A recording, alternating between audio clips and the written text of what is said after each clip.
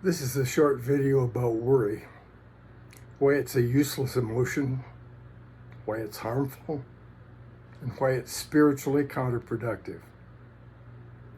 And near the end of the video, I have some useful tips from Spirit for us light workers about getting rid of worries.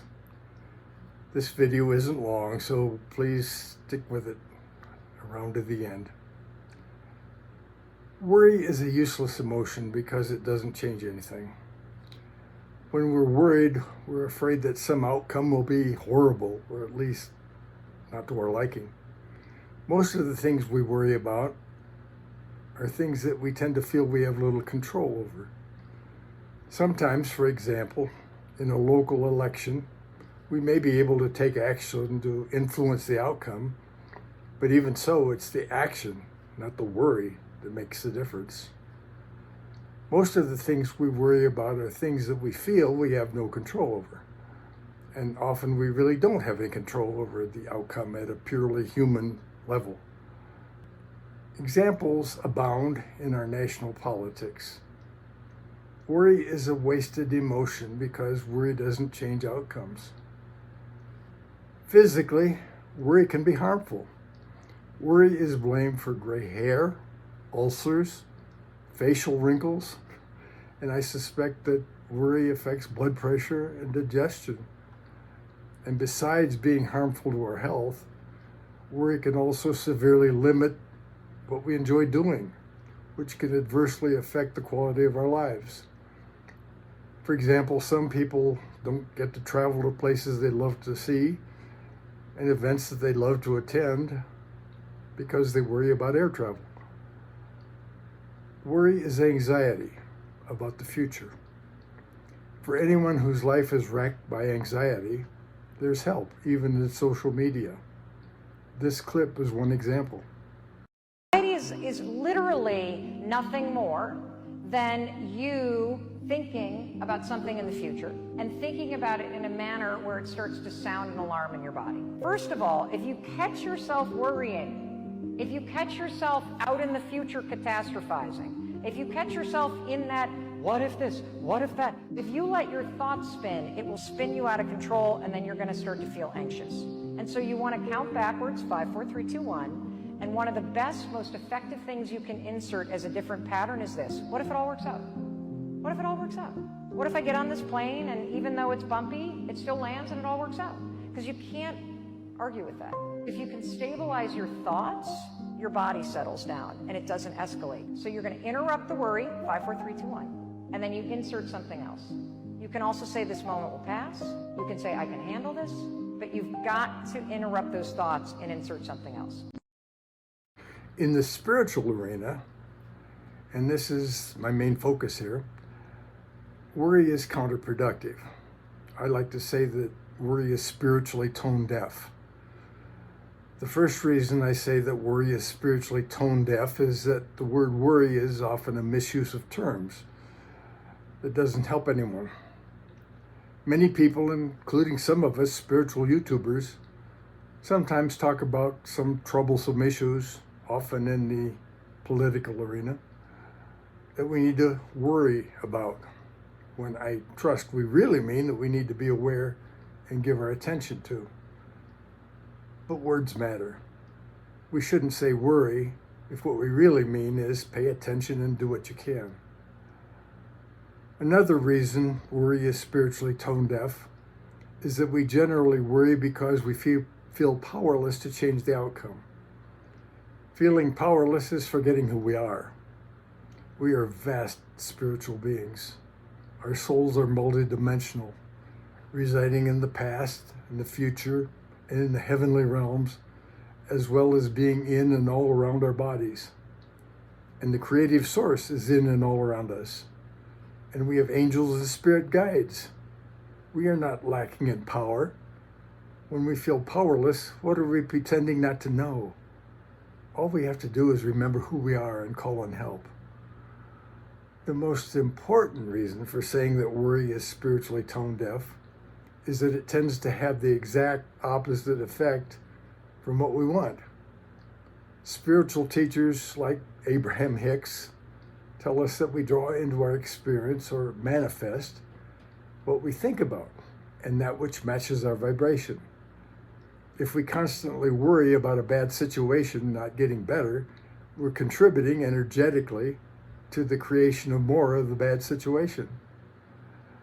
Instead of worrying about outcomes that we have no physical control over, the spiritually responsible thing to do is devote our attention and our energy to visualizing the most benevolent outcome and giving our energy to that instead. I offer these steps, which I believe are helpful. First, let's make sure we're aware of the worries we still struggle with. I'm not sure it's always a major focus of the spiritual guidelines we normally hear about. We often hear that we need to let go of thoughts and actions which no longer serve, that we need to be less judgmental and more compassionate, etc. But let's add awareness of our worries to the list of spiritual things that we do well to work on. Then let's change our habits where necessary to limit exposure to inputs that tend to increase our anxiety. Perhaps we need to limit the news and news commentary that we watch. The for-profit news media aren't motivated to allay our fears. In fact, they're motivated to take advantage of our fears, to keep us watching. Rachel Maddow on MSNBC is a great example. She's brilliant at what she does, but her catchphrase, "Watch this space," is clearly designed to make sure that we continue to watch to see how the problems that she just told us about are going to unfold. If we feel down, not uplifted, after watching something, let's quit watching so much of that information. Let's watch and listen to more of the information that's hopeful, uplifting, and we're aware information that's aware of the fact that Spirit is helping us move into the age of Aquarius, where eventually the evolution of humanity and of the planet will give all of us many of the outcomes that we want. There is abundant help on YouTube in this arena. Linda G., the Comanche psychic, is a great example. She sees her mission as helping people not to worry because everything is eventually working out according to a divine plan.